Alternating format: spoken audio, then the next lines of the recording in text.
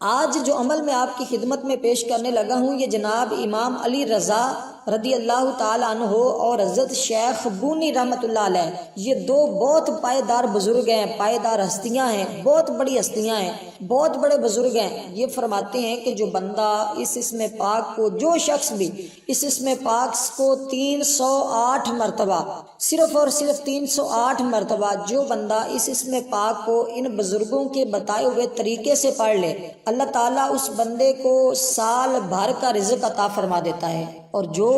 بندہ اس اسم پاک کو پڑھے، اللہ تعالیٰ پڑھنے والے کو خزانہ غیب سے روزی عطا فرماتا ہے، اس بندے کو خزانہ غیب سے رزق ملتا ہے۔ یہ بات میں نہیں کہہ رہا، یہ بزرگ ہستیاں فرماتی ہیں، اور میں اس عمل کی طاقت اور تاثیر آپ کو اگر بتاؤں تو یقین جانے آپ حیران ہوں گے۔ اور اس اسم پاک کے کیا کیا معجزات ہیں، اس اسم پاک کی کیا کیا برکتیں ہیں کہ جب انسان پڑھتا ہے اللہ تعالیٰ اس بندے کو ایک عجیب ہی اس بندے کی کفیت ہوتی ہے اور عجیب طرح کا معاملہ ہوتا ہے، اور بندے کو وہاں سے رزق کے اسباب پیدا ہوتے ہیں، اور وہاں سے روزی ملتی ہے جہاں اس بندے کا وہم و گمان بھی نہیں ہوتا۔ اور میں آپ کو بتا دوں کہ جس کے گھر میں رزق نہ آتا ہو، جس سے دنیا نے رخ پھیر لیا ہو، جس سے کاروبار نے اپنا رخ پھیر لیا ہو، دنیا اس سے روٹ چکی ہو، اور جہاں بھی جائے اس کو نقصان ہوتا ہو، کوئی کاروبار نہ ملتا ہو، کوئی جاب نہ ملتی ہو، اگر کاروبار ہے تو اس بندے کا کاروبار چلتا نہیں ہے، گھر کے اندر نوست ہے، تنگ دستی ہے، مفلسی ہے،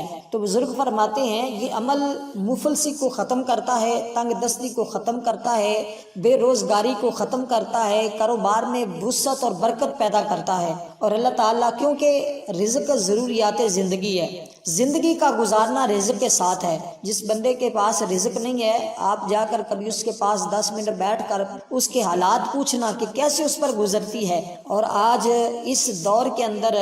کون شخص ہے جو چاہتا ہے کہ اس کے رزق میں برکت نہ ہو، وسعت نہ ہو؟ یقین جانے جب آپ اس عمل کو کریں گے تو آپ سارے وظائف بھول جائیں گے، سب کچھ بھول جائیں گے، اور آپ اس وظیفے کو اپنی زندگی کا معمول بنا لیں گے۔ اور بس آپ ایک مرتبہ ہی کریں گے تو اس عمل کی تاثیر آپ کو ایسے ایسے رنگ دکھائے گی، ایسی ایسی آپ کے اوپر اللہ کی انوار و تجلیات برسیں گی، ایسا ایسا رزق برسے گا کہ آپ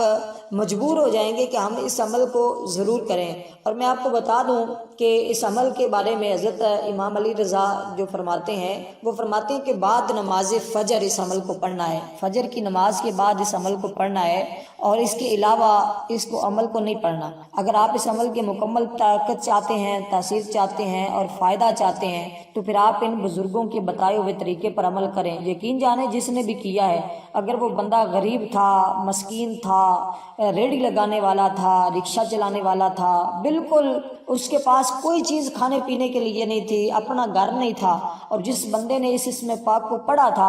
الحمدللہ آج وہ بندہ ہزاروں لاکھوں کروڑوں کا مالک ہو جاتا ہے۔ اس لیے دوستو یہ عمل میں ماہ رمضان المبارک کا تحفہ آپ کو پیش کر رہا ہوں، اور اس تحفے کو ضرور قبول کیجئے گا، انشاءاللہ تعالی آپ سارے عمل بھول جائیں گے، کیونکہ یہ اسم پاک اللہ تعالیٰ کا ایک بہت مجرب اور بہت اعلیٰ ہے۔ اس میں اللہ تعالیٰ نے اپنے رزق کا ذکر کیا ہے کہ یا رزاق، رزق عطا فرمانے والا، اور اس کے عمل کی ترتیب کچھ اس طرح ہے کہ آپ نے قبلہ رخ بیٹھ کر اس عمل کو کرنا ہے، یعنی کہ قبلہ کی جانب اپنا منہ رکھنا ہے اور قبلہ جانب ہو کر آپ نے اس عمل کو کرنا ہے۔ آپ نے نماز فجر کے بعد فوراً کرنا ہے، سورج نکلنے سے پہلے پہلے، یعنی کہ سورج نکلنے سے پہلے پہلے آپ اس عمل کی تعداد کو مکمل کر چکے ہوں 308 مرتبہ۔ جب آپ اس اسم پاک کو پڑھ لیں تو اپنے دونوں ہاتھوں پر دم کرنا ہے، دونوں ہاتھوں پر دم کر کے پہلے آپ نے اپنے چہرے پر ہاتھ پھیرنے ہیں۔ دم سے مراد یہ ہوتا ہے کہ آپ نے اپنے ہاتھوں پر پڑھنے کے بعد پھونک مار لینی ہے،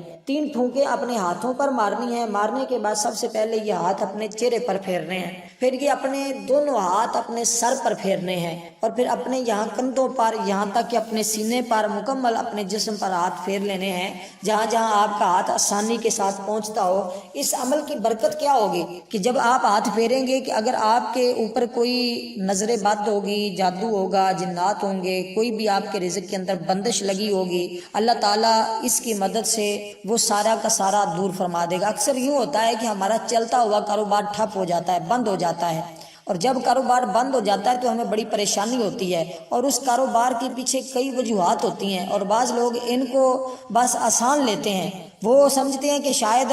کہ ہمارا ویسے ہی کاروبار بند ہو گیا، کبھی کبھار کسی کی نظر لگ جاتی ہے ہمارے کاروبار کو اور وہ چلتا ہوا کاروبار اچانک بند ہو جاتا ہے، اچانک نقصان ہونے شروع ہو جاتے ہیں، اچانک ہمارے گھر کے سارے چلتا ہوا بستا ہوا گھر اجڑنے کے قریب ہو جاتا ہے، اجڑ رہا ہوتا ہے، یہ معاملات اور یہ کفیات ہو جاتی ہیں۔ تو اگر ایسے بھی معاملات ہوں تو یہ اس میں پاک آپ کو ہر طرح کا فائدہ دے گا اور ہر طرح کی تاثیر دے گا۔ اور اس کے ساتھ آپ نے کرنا کیا ہے کہ سب سے پہلے آپ نے 11 مرتبہ اول درود پاک پڑھنا ہے، درود ابراہیم جو ہم نماز کے اندر پڑھتے ہیں، اور 11 مرتبہ آپ نے آخر میں درود پاک پڑھنا ہے، اور 308 مرتبہ آپ نے یہ اسم پاک پڑھنا ہے۔ اس اسم پاک کو پڑھنے کے بعد آپ نے ایک تسبیح استغفار کی پڑھنی ہے، استغفر اللہ استغفر اللہ استغفر اللہ۔ اگر اس کے ساتھ آپ اس اسم پاک کو اس ترتیب کے ساتھ پڑھ لیں، سورج نکلنے سے پہلے اور نماز فجر ادا کرنے سے پہلے 10 مرتبہ اپنے گھر کے چاروں کونوں میں کھڑے ہو کر قبلہ کی جانب منہ کر کے آپ ہر کونے میں کھڑے ہو کر اس اسم پاک کی تلاوت کر لیں، اتنی آواز سے کہ آپ کے کان اس تلاوت کو، اس آواز کو سن لیں، بس صرف اتنی آواز سے آپ نے پڑھنے ہیں۔ چاروں کونوں میں کھڑے ہو کر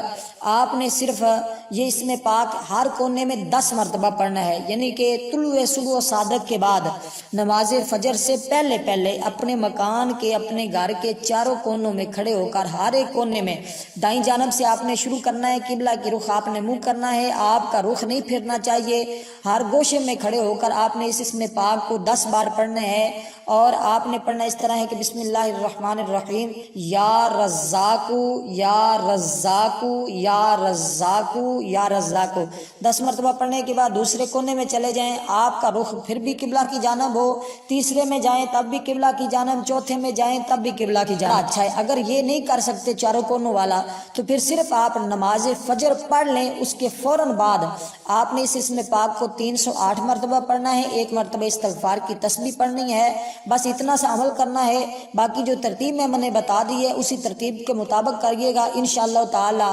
آپ دیکھیے گا کہ 3 دنوں کے اندر آپ کے ساتھ کیا معاملہ